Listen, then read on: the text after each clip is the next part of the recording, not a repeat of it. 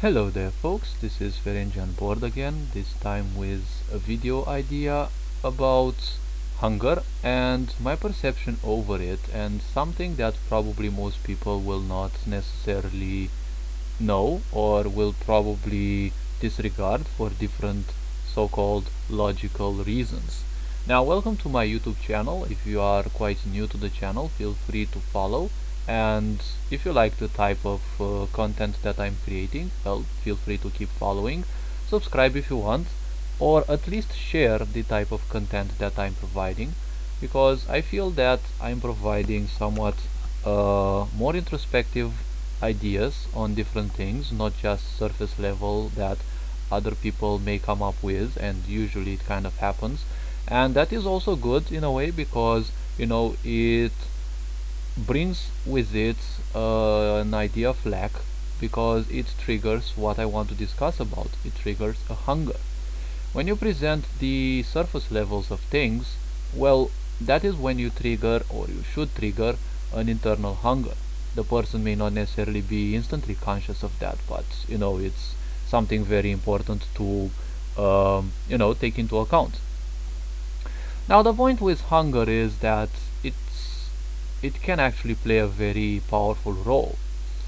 Now, the way we see hunger, for example, is let's see, if I were to take more like a dictionary meaning, it would be something like a lack of resources required for biological processing.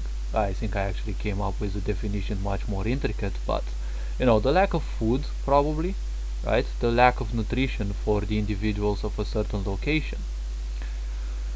Now, hunger is something that we kind of have lost the meaning, and also we kind of have lost the importance of, because hunger can actually be very powerful. Now, let's dive into this for a bit and see why actually hunger can be a very good thing. Ever since well, I don't trust sciences that much, and if you haven't seen some of my previous videos, well, I don't trust sciences that much because I consider them somewhat invasive and somewhat aggressive, in the sense that if you don't agree to them in a certain way, you will probably end up, being called a heretic or something like that. While science also plays its important roles, I prefer being more introspective, because I have found that the greatest truths that one needs to find are found within, and we all came to find our own truths. That is why there will be contrasting ideas, probably, because for some reason, I mean, the obvious reasons, each person actually has a different way of understanding and a different perception, and perception equals reality. More so than that, there are universal rules and truths, and there also are, like individual truths. Each and everyone came here to experience a certain facet of themselves, a small, minute part, and which supersedes the idea that we create about personality, which is nothing else than a mask. I mean, nowadays people, because of the Kant virus, they are wearing a mask, but humanity has always worn masks because in the end, why not? I mean, that's how we are taught. We need to create defensive mechanisms to cope with different people because we end up fearing certain things. Okay? So this is also what I call a hunger, because we are hungry for a state of security, right? We don't want to piss other people off because we fear certain things that we don't know. We don't want to, feed into all the ideas that we kind of imagine there are. Okay, all these ideas, all these I don't know, different situations that we are afraid of happening, although most likely this fear, which is usually a false evidence appearing real, right? And it's also a powerful attractor, because fear is very powerful. It is a low vibrational aspect that quickly attracts in life whatever people want. Because if you fear something, it's to the universe you're putting out that you desperately want more of that. That is why fear is so powerful, and usually fear comes from lack, and if people share the same lack, that is why fear is easily contagious. And fear and other such things can also be interpreted as a hunger for them, because why would you want fear? If you fear something, you must understand that there is something beyond it, there is something that is unresolved. If you are running away from that, which means accepting that fear, because if you continue to fear something, it means that you're consciously accepting that fear, which means that you're hungry for that fear. So you see, things and words don't have just a physical, or let's say biological or demi-biological meaning or spiritual meaning only. Everything is somewhat interconnected. Now, if we remember one thing, science says that our ancestors would live much longer lifespans, and some people would, like, directly argue that this would be, related specifically to the absence of stress. Okay, many people say that, hey, our ancestors didn't have as much stress as we had, but let's actually take it more, like deeper in a way, considering that, well, science may not necessarily be true regarding this, but if we look, inside us, deep inside us, we can actually see that there is some truth behind this. Now, the point with our brains and our way of existence is that we haven't changed at all ever since then, because we are still beings living in a society, and everything nourishes our hunger for stability, right? We all have this innate hunger for stability, which was the same case back in the medieval era and in the prehistoric era as well. All the individuals of a tribe had this hunger for stability, okay? Maybe back then there wasn't the idea of money, okay? And the only important things to them were, the protection of the cave and, protection of the other tribe members, right? Which is a innate social aspect, right? Like, all tribe members will try more or less to defend the others against any possible intruders or things like that. That is why wars would exist, right? And the defenders would fight back because there is a hunger for stability. Now, the point with hunger nowadays is, it's something that is used more like propagandistically speaking, like, the pictures I have shown here. I don't know exactly if I can take them, for granted, okay? There is this thing that I call emotional abuse, okay? That's being done because all these, colossi have, gained some money from such, imaging, right? From use of such people, right? Who are exposed in a way in let's say lacking conditions, right?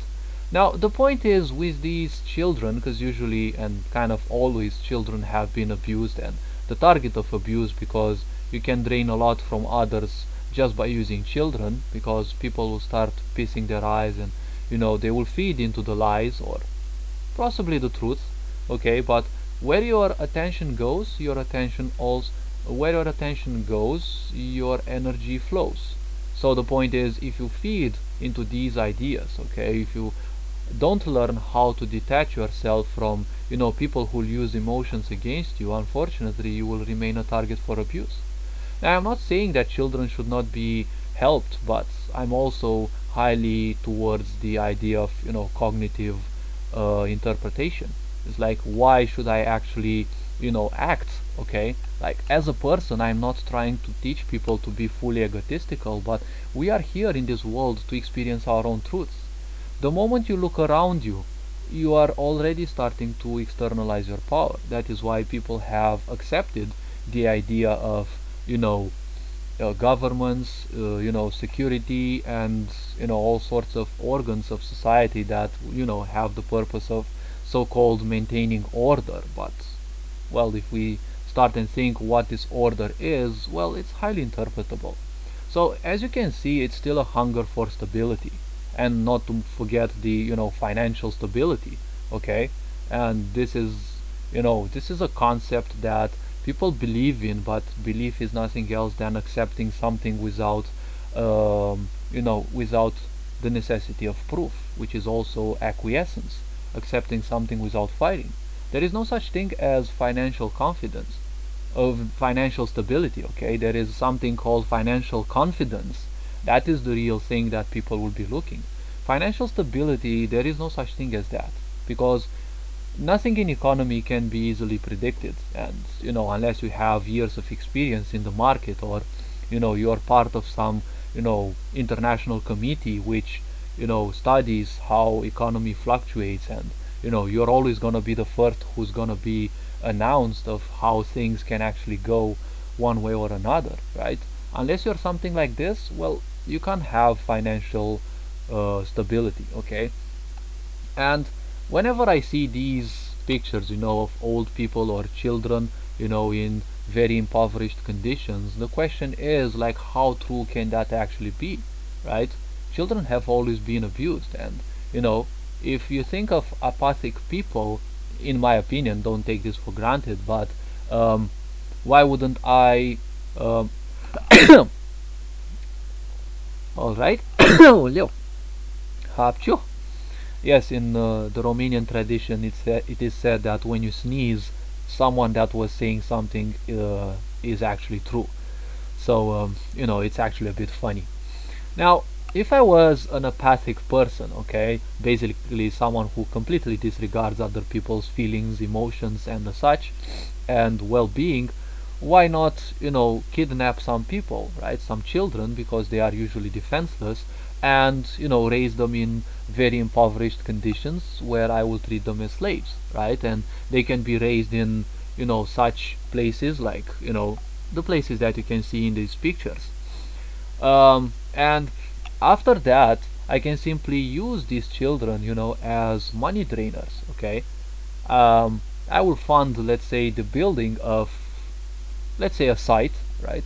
A site in which there are these houses made of, primitive looking houses, right? To give people the impression that such children live in Africa, but who knows? Maybe this complex can be in, I don't know, Europe, America, Asia, anywhere in the world, right? And these children will be used as slaves because, again, let's believe that we are apathic and I don't care about them, right?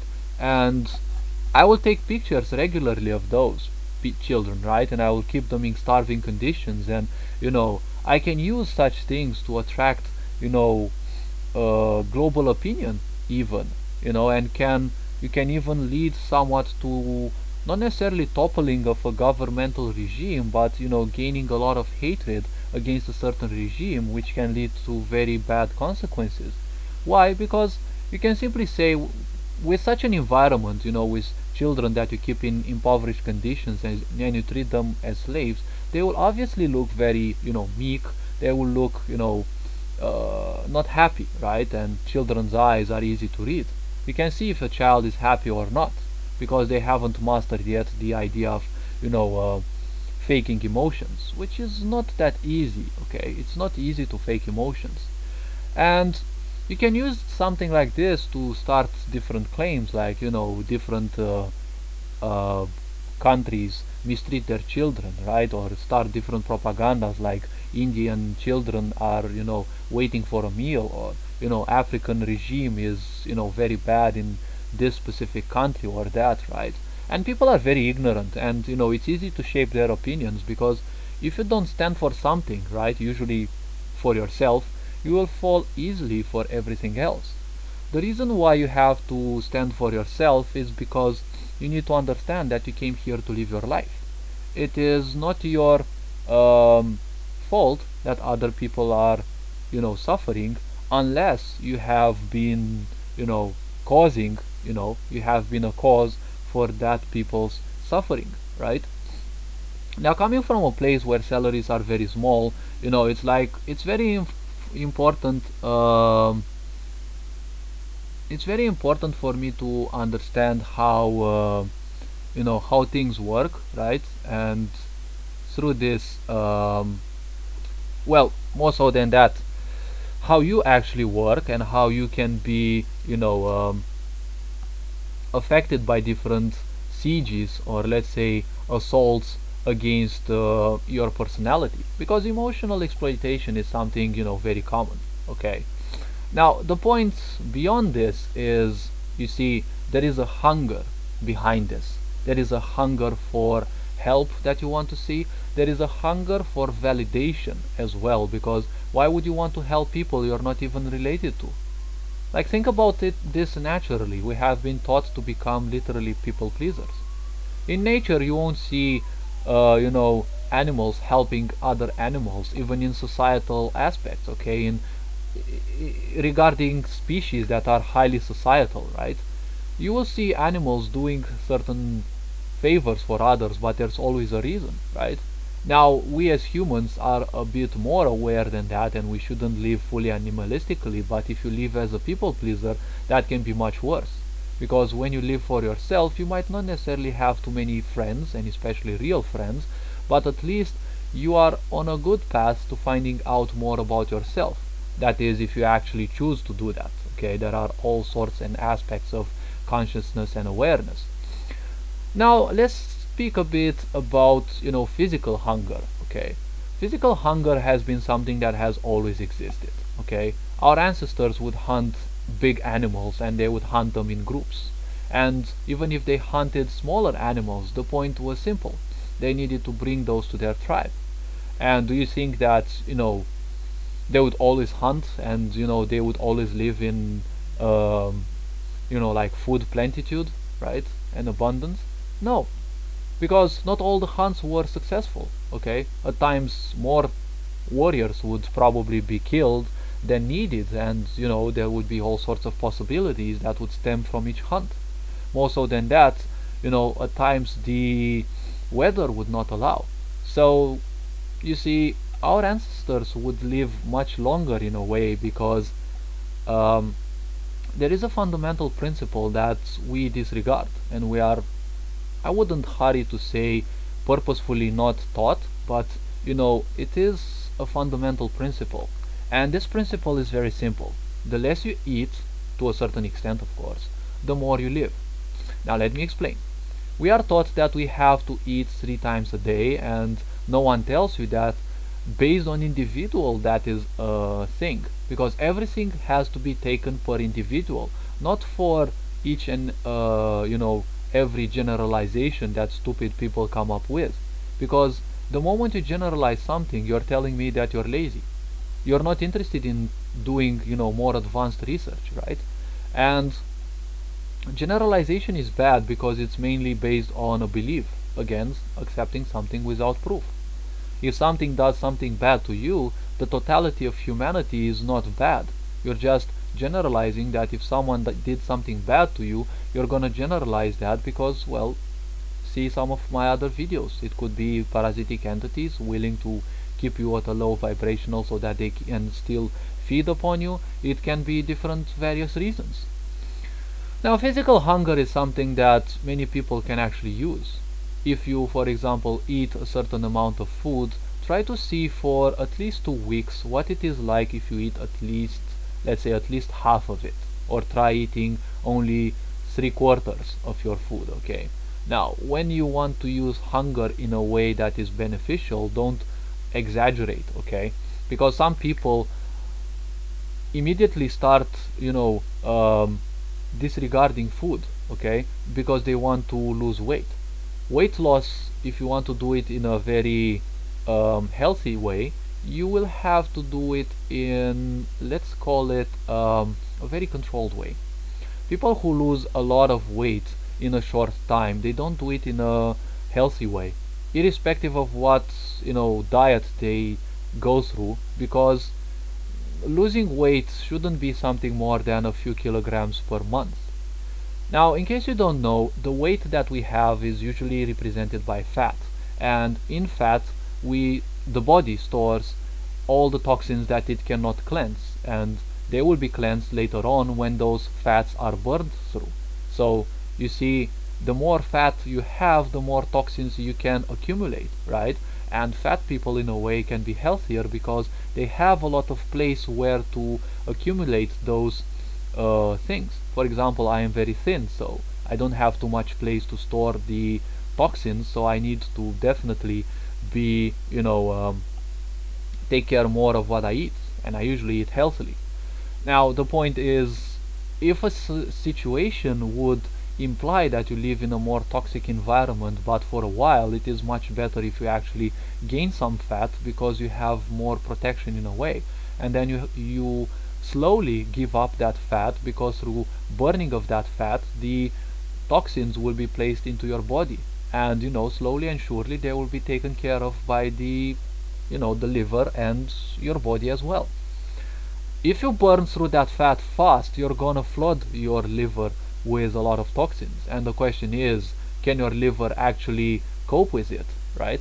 Can your liver actually, you know, deal with that?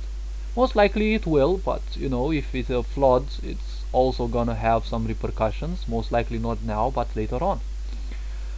Now, hunger physically can be used as a means to improve yourself. And how is that? Well, hunger, physically speaking, is triggered when the neurons actually start devouring themselves. Now, I know this may sound very awkward and funny, but you see, hunger is always triggered when the neurons actually start literally devouring themselves. The neuron cell is the most voracious cell in the body. When it is hungry, there is nothing sacred to it. It will devour on literally everything else, muscle, tissue, everything else. It will start consuming from the reserves of fat that the body has. And if it doesn't have too much resource, and when it starts to feed, it triggers this automated message, okay, and it triggers the sensation of hunger. And the hunger also triggers especially when the neurons have already started slightly devouring themselves. That is why they are also voracious. If they don't have food, they will eat from some of their proteins, and that is why you have to have protein-rich foods, be it animal protein or plant protein, which plant protein is kind of tricky because it's much more stable and much more powerful than animal protein, so you have to take care how much of it you eat, because abuses don't do happy endings, okay? Now, going further, okay, hunger can be very useful because when you become hungry, you trigger some natural aspects, okay? You trigger some physiological aspects, and when you are hungry, your reptilian brain will induce you into a state that I call the hunger mode.